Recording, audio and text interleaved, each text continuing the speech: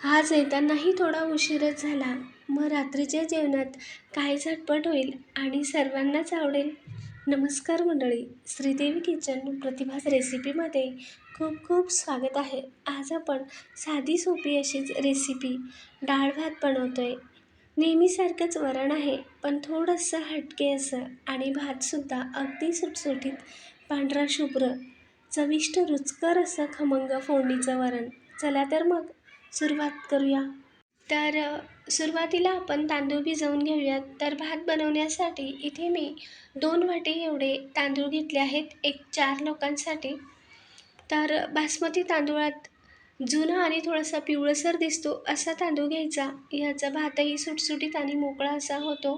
तुम्ही तुमच्या आवडीनुसार कुठलाही तांदूळ घेऊ शकता. आता इथे आपण हलक्या हाताने तांदूळ 1, 2 ते 3 पाण्याने धुवून घेऊयात. जास्त न चोळता अगदी हलक्या हाताने तांदूळ धुवून यातील पाणी निथळून घेतलं आणि तांदूळ भिजेल इतपत पाणी घालून झाकण ठेवून 21 ते 25 मिनिटं तांदूळ भिजू देऊयात. तांदूळ भिजतोय तोपर्यंत इथे आपण डाळ शिजायला घालूयात. तर इथे मी तूर डाळ, मूग डाळ आणि मसूर डाळ घेतली आहे. पण नेहमी तुरीच्या डाळीचं वरण खातो, पण एखाद वेळेस ॲसिडिटीच होते. पण असं मिश्र डाळीचं वरण खायलाही अगदी रुचकर असं लागतं आणि थोडंफार ॲसिडिटीचं प्रमाणही कमी होतं. म्हणून मी इथे 3 डाळी घेतल्या आहेत, मूग, मसूर आणि तुरीची डाळ. तुरीचं डाळीचं प्रमाण मूग डाळ, मसूर डाळपेक्षा जास्त आहे. त्यापेक्षा निम्म्याला थोडं कमी मूग डाळ घेतली आहे आणि त्यापेक्षा अजूनच कमी मसूर डाळ घेतली आहे. जसं की 200 ग्रॅम जर तुरीची डाळ असेल, तर एक 90 ते 80 ग्रॅम एवढी मुगाची डाळ घेतली आहे आणि 50 ग्रॅम एवढी मसूरची डाळ. नेहमीसाठी जरी अशी डाळ मिक्स करून ठेवली तरीही आपल्याला आयत्या वेळी पटकन घेता येते. जसे की किलोच्या प्रमाणात 1 किलो तुरीची डाळ असेल तर एक 400 ते 450 ग्रॅम एवढी मूग डाळ घेऊ शकता आणि 150 ते 200 ग्रॅम एवढी मसूरची डाळ. तिघंही डाळी मिक्स करून घेतल्या, निवडून घेतल्या आणि 1, 2 ते 3 पाण्याने चांगल्या चोळून धुवून घेतल्या. यातील जी काही पावडर वगैरे असेल तीही मग निघून जाते. एक 3-4 पाण्याने चांगली डाळ धुवून निथळून घेतलं आणि कुकरमध्ये पाणी गरम करायला ठेवलं. पाण्याला उकळी आल्यावर यात डाळ घातली आणि डाळीच्या वरती जो फेस आला होता तोही सर्व काढून घेतला. शक्य होईल तेवढा वरवरचा फेस काढून घेतला. त्यानंतर आता यात अर्धा चमचा एवढी हळद घातली आणि पोहे खाण्याचे 1 ते 1.5 चमचा एवढे तेल घातले, अर्धा चमचा एवढे मीठ आणि त्यानंतर अर्धा ते पाव चमचा एवढे मेथीदाणे किंवा एक 10-12 मेथीदाणे. मेथीदाणे तुम्ही कधी घालत नसाल तर एकदा घालून पहा, चवही छान येते आणि घरात जर डायबिटीजचे पेशंट असाल तर त्यासाठी उत्तमच आहे. तर आता डाळ शिजते तोपर्यंत इथे आपण भात बनवून घेऊया. तर तांदूळही एक 20-25 मिनिटं चांगला भिजला होता. तर इथे मी गॅसवर टोप ठेवून आधीच पाणी गरम करायला ठेवलं आणि आता यात थोडंसं दुपटीने मीठ घालते. जसं की 1 चमचाऐवजी मी 2 चमचे मीठ घातले आणि इथे पाणी मी थोडंसं तिप्पट पाणी घेतलं आहे. भाताचं आपण दुप्पट घेतो, पण इथे तिप्पट पाणी घेतलं आहे आणि पाण्याला चांगली खळखळ उकळी आली की यात आता तांदूळ सोडून घेऊयात. तांदूळ घातल्यावर पाण्याचं तापमान कमी झालं, गॅस पण मोठ्या चाचेवर आहे आणि जुना पिवळसर असा तांदूळ आहे म्हणून अगदी पांढरा शुभ्र होण्यासाठी मी इथे अर्धा चमचा एवढा लिंबाचा रस घातला. भातही मग अगदी पांढरा शुभ्र असा होईल.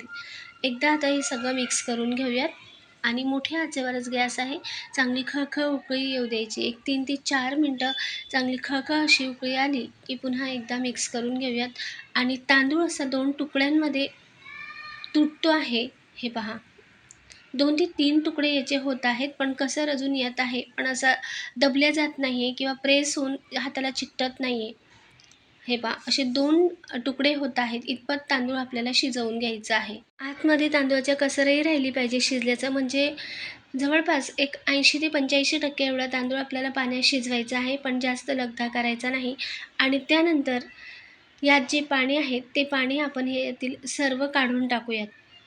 तर टोपातील मी झाकण ठेवून असं सर्व पाणी काढून घेते. तर आता हे पहा, झाकूनही काढून दाखवते. तर यातील हळुवारपणे सर्व पाणी असं निथळून घेते. थोडंफार पाणी राहिलं तर चालेल. तर आतमध्ये थोडंसंच असा पाण्याचा ओलावा आहे.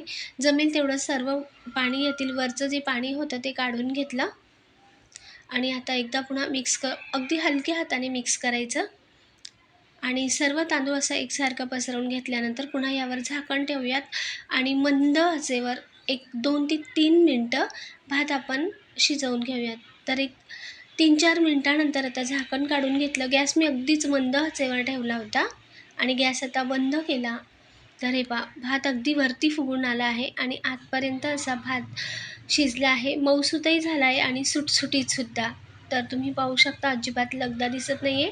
वरती एकूण भाताचं शीत असं सुटसुटीत झालं आहे. हे पहा, गरम आहे थोडंसं, तरीही भाताची शीतं मी अशी हातात घेतली तर चिकटत नाही आहे हाताला, इतका सुटसुटीत झाला. गॅसवर मी टोप ठेवून घेतला होता. 2 मिनिटानंतर गॅस बंद केला आणि 3-4 मिनिटानंतर मी झाकण खोलले.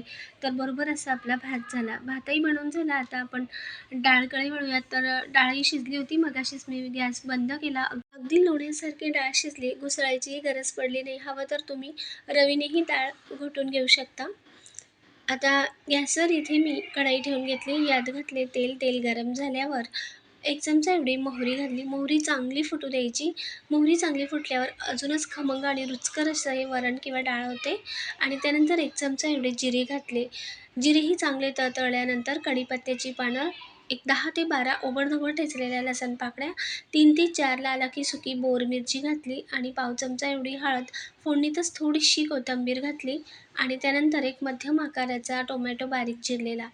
तर फोडणी चांगली चुरचुरीत झाल्यावर मग टोमॅटो घालायचा. टोमॅटो मात्र जास्त शिजवायचा नाही. अगदी थोडासा मऊ होत आला की तेव्हा आपण शिजलेली डाळ घालूयात. लसूण मात्र चांगला लालसर झाल्यावर मगच टोमॅटो घालायचे आणि टोमॅटो थोडेसे मऊ झाले की मग डाळ घालायची आणि डाळ घातल्यावर आता मिक्स करून घेऊयात. जास्त न शिजवता टोमॅटो अगदी थोडेसे मऊ झाले पाहिजे. एकतर डाळीमध्ये टोमॅटो दिसायलाही छान दिसतात आणि जास्त आंबटही होत नाही. म्हणून थोडेसे मऊ झाल्यानंतर डाळ घालायची. एकदा मिक्स करून घेतलं आणि कुकरमध्ये आपण डाळ शिजवून घेतली होती. त्यातच अजून 1 ते 1.5 ग्लास एवढं गरम पाणी घातलं. थोडीशी डाळ मला घट्ट वाटत होती म्हणून कुकरमध्ये 1 ते 1.5 ग्लास एवढं गरम पाणी घातलं आणि यात ॲड केलं. आता एकसारखं हे मिक्स करून घेऊयात. सगळं अगदी तळापासून ढवळून घेतलं. तर हे पहा, इतपत अशी मी ही डाळ घट्ट ठेवली आहे.